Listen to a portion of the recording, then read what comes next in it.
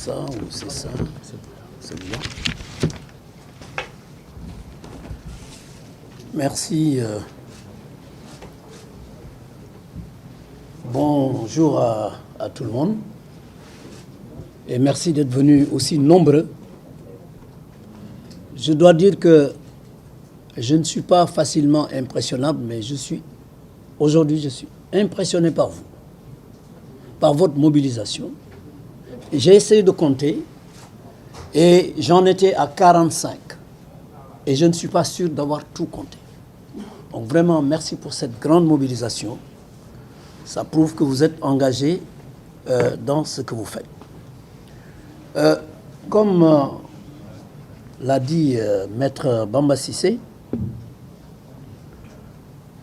pourquoi ce point de presse?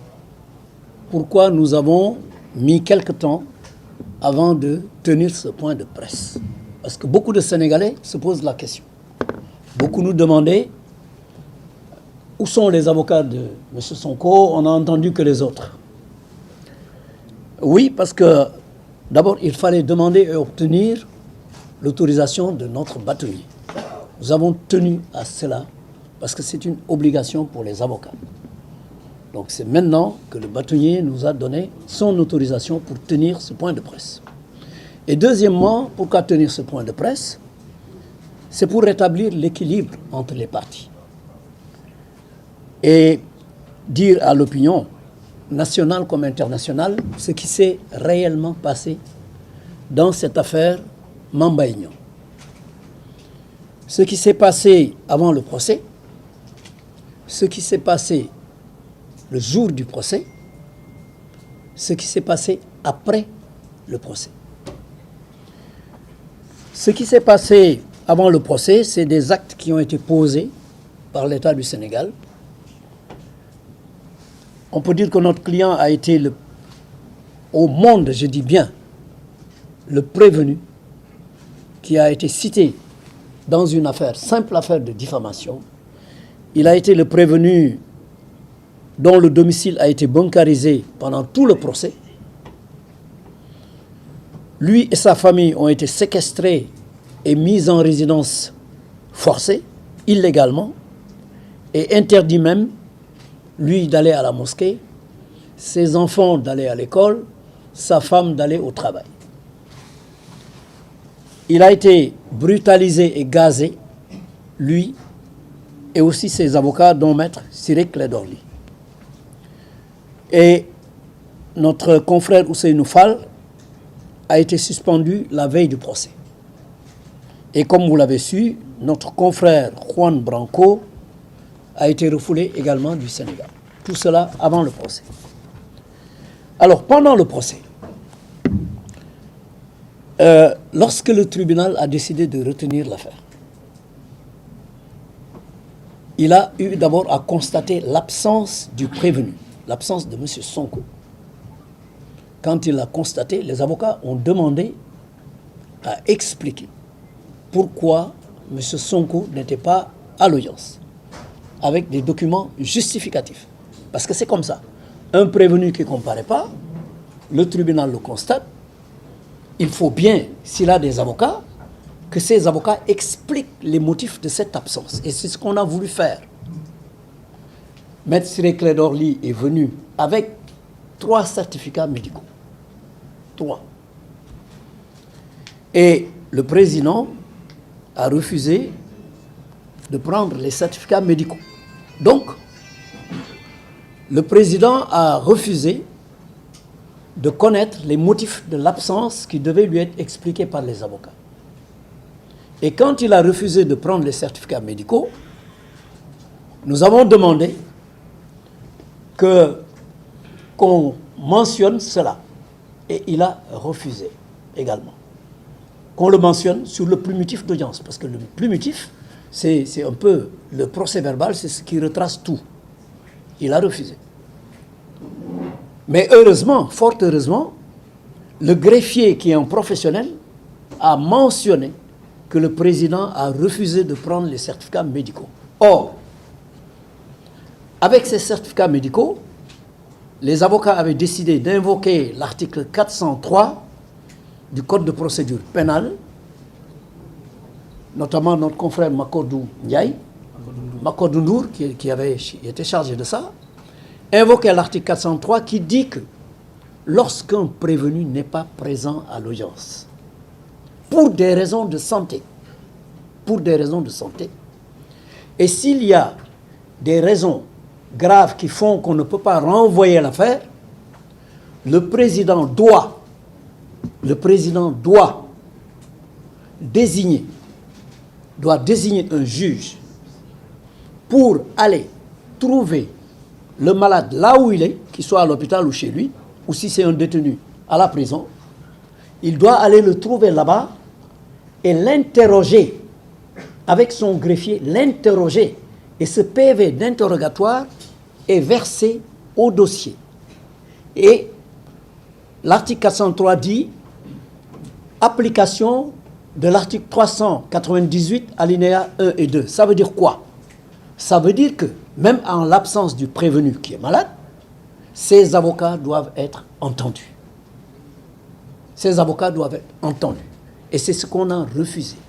Donc c'est délibérément que le tribunal a refusé que les avocats expliquent les motifs de l'absence et invoquent l'article 403 pour demander à ce que M. Sonko soit jugé en son absence, qu'il soit interrogé chez lui, qu'il soit jugé en son absence et que les avocats prennent parole. Parce que quand il fait défaut, les avocats ne prennent pas la parole. Mais dans le cas d'espèce, l'article 403 qui renvoie à l'article 398 alinéa 1 et 2 dit bien qu'il est jugé en son absence et que ses avocats prennent la parole. Donc ça, on nous a empêché cela. Et comme j'ai dit, heureusement que ça a été mentionné. Deuxièmement, les témoins que nous avions cités, M. Birahim Seck, M. Clédor Sène, qui était venu avec un dossier explosif, n'ont pas été entendus par le tribunal. Alors que le tribunal a accepté de prendre leur citation. Donc, ils savaient qu'ils étaient cités. C'est dans le dossier. Donc, le tribunal a également refusé, n'a pas entendu ces témoins. Alors qu'ils avaient été régulièrement cités. Le tribunal n'a pas visionné les vidéos qui étaient versées au dossier depuis la police. Et ces vidéos, tout le monde sait ce qu'il y a dans ces vidéos. C'est le ministre des Finances, c'est M. Mambaïan lui-même, c'est d'autres et d'autres qui avaient dit que le rapport existait et qu'il y avait des fuites, etc., etc. Donc tout cela, le tribunal l'avait refusé. Et il est certain, parce que le tribunal, quelque part, a rendu service à M. Mambaïan et au procureur. Je vais l'expliquer. Parce que si les avocats de M. Sonko avaient été entendus, je pense qu'il n'y aurait pas eu de procès, parce que leur citation serait annulée. Tout simplement. Leur procédure serait annulée. On n'irait pas au fond, il n'y aurait pas eu de condamnation ou de déclaration de culpabilité. Rien du tout. Le procès s'arrêterait. Et ça, je crois que M. Juan Branco lui-même en a parlé dans ses interviews en disant qu'il avait conclu pour montrer que la procédure était nulle et de nullité totale.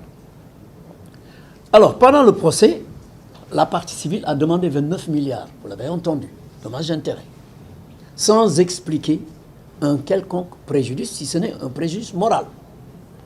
Et généralement, les gens qui veulent demander des dommages et intérêts pour leur honneur bafoué demandent le franc symbolique, parce qu'ils estiment que leur honneur n'a pas de prix.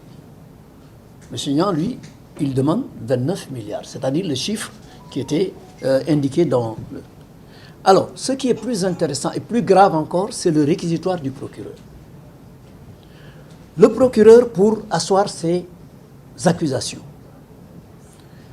Si vous voyez le plumitif d'audience à la page 7 et 8, le procureur dit que Ousmane Sonko a accusé Mambaïan d'avoir détourné 29 milliards. M. Sonko n'a jamais accusé Mambaïan d'avoir détourné 29 milliards. Et pourtant, c'est ce que le procureur a dit pour asseoir sa demande pour la diffamation. Et il demande 2 ans, dont 1 an ferme. Pour ça. Il dit qu'il a accusé Mamba Niang d'avoir détourné. Ensuite, il dit il y a des éléments de faux. Il y a des éléments de faux car Ousmane Sonko a évoqué un rapport qui n'existe pas et qui serait sur Internet. Voilà l'accusation. Il dit que Ousmane Sonko a évoqué un rapport qui se trouverait sur Internet mais qui n'existe pas. C'est le procureur qui parle.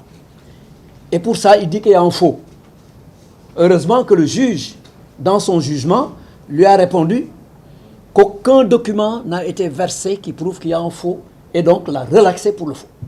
Ça, c'est important à savoir. Ensuite, pour ce qui est des injures, il dit simplement, il y a aussi injure car il l'a traité de menteur. Il l'a traité de menteur. Donc pour lui, voilà les injures. Le procureur qui parle. Et le juge, là aussi, lui répond en lui disant, ça ne signifie pas une insulte. C'est pas une insulte. Voilà ce que le juge a dit. Donc ça montre l'inconsistance des propos du procureur, qui a pourtant demandé non seulement un emprisonnement ferme, qui a demandé un mandat d'arrêt, qui a demandé que le juge se prononce sur le siège, ce que le juge a fait d'ailleurs. Donc, cela prouve, et on n'a jamais vu ça dans une affaire de diffamation où le procureur requiert une peine ferme. On ne l'a jamais vu. Donc, ce procureur hors du commun, ce jour-là, manifestement, était en mission, et sa mission n'est pas terminée. Sa mission n'est pas terminée parce que le même jour du jugement, lorsque le jugement a été rendu, il a fait un soit transmis, numéro 334, pour faire appel du jugement, dans toutes ses dispositions. Dans toutes ses dispositions. Il a donc fait appel contre ce jugement. Alors, évidemment, ça, c'est du jamais vu dans les annales de l'histoire surtout la condamnation de 200 millions. On n'a jamais vu ça. Moi, depuis plus de 30 ans, et Cheikh Khoureyshiba peut me témoigner, je faisais des citations directes pour diffamation et injure. Notamment pour le président Wade, que je défendais à l'époque. Et j'avais en face de moi souvent Cheikh Khoureyshiba. Jamais, on a alloué plus de 10 millions, ou même 5 millions, ou 2 millions, ou 1 million, ou 500. Et il y a beaucoup qui demandaient le franc symbolique parce que l'honneur n'a pas de prix. Mais 200 millions, c'est du jamais vu. Et le juge, dans sa motivation, quand vous verrez le jugement, parce que le jugement, les gens le verront, ça a été très laconique et vraiment pas motivé. Mais malgré ça, encore une fois, il faut regretter que les témoins n'aient pas été entendus, parce que si les avocats de Ousmane Sonko, comme je l'ai dit, avaient pris la parole, il n'y aurait pas eu de procès. La procédure aurait été déclarée nulle. Mais si les témoins, surtout Clédor Sène et Birahim Seck, si ces témoins avaient été entendus, et le juge aurait dû les entendre, s'ils avaient été entendus, ça aurait été le procès de Mamba Niang sur le Prodac. Tellement il y a des documents qui auraient été produits. Je crois que ça, c'est important à savoir. Maintenant, après le procès, on a vu M. Mamba Niang sortir du palais de justice en criant victoire. En criant victoire, en disant que la justice l'a blanchi. Tout le monde sait que la justice ne l'a pas blanchi. Parce que ce procès, ce n'était pas un procès pour blanchir quelqu'un, notamment du Prodac. Donc il a dit que non seulement la justice l'a blanchi, et ça il l'a dit devant vous, mais il a remercié, félicité ses parents, ses amis, etc. et félicité la justice. Et même son avocat, Maître Sûr, a félicité le Sénégal pour sa justice. Donc voilà M. Mamba Niang, le jour du procès. Très curieusement, dès le lendemain, avant même qu'il ne fasse son point de presse, il avait déjà fait appel contre le jugement en toutes ses dispositions. C'est important de savoir. On lui alloue miraculeusement 200 millions qu'il avait même commencé à distribuer en disant j'ai donné, à répartir en disant j'ai donné une partie aux Dara, je vais donner une partie aux victimes de ceci, cela. C'est ce monsieur-là qui félicitait la justice, qui brandissait sa victoire, qui a fait appel dès le lendemain, avant sa conférence de presse, pour faire appel contre toutes les dispositions, même celles qui lui allouent les deux. Et il a déclaré, je crois que tout le monde l'a entendu, que ce n'est pas fini. Les problèmes d'inéligibilité de Ousmane Sonko, ce n'était pas encore réglé. Voilà donc ce monsieur. Donc la question qu'on peut se poser, c'est qu'est-ce qu'il veut? Que veut donc ce monsieur? Ce qu'il veut, c'est clair, il l'a dit. Ce qui l'intéresse, c'est l'inéligibilité de Ousmane Sonko. Il l'a dit qu'il y a un deuxième round, pour cela. Je vais conclure, parce que la précipitation du procureur prouve simplement qu'il obéit à des ordres. Parce que ce qu'il a fait, ce n'est pas du tout habituel. On n'a jamais vu ça. Il obéit à des ordres, c'est normal. Il a sa hiérarchie, il y a le parquet général, il y a le ministère, et il y a peut-être la présidence, mais il obéit aux ordres. Parce que ce qu'ils veulent, ces gens, ils veulent une aggravation de la peine. Vous avez vu que Mamba Ignan, même les 200 millions, il n'en veut pas.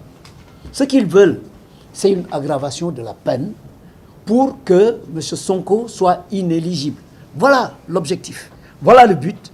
Et tout le monde sait que s'ils obtiennent cela, ça mettra le pays à feu et à sang. Parce que personne ne l'acceptera. Je voudrais m'en arrêter là et laisser la parole aux autres. Je vous remercie. Merci, doyen Massamba. La parole a été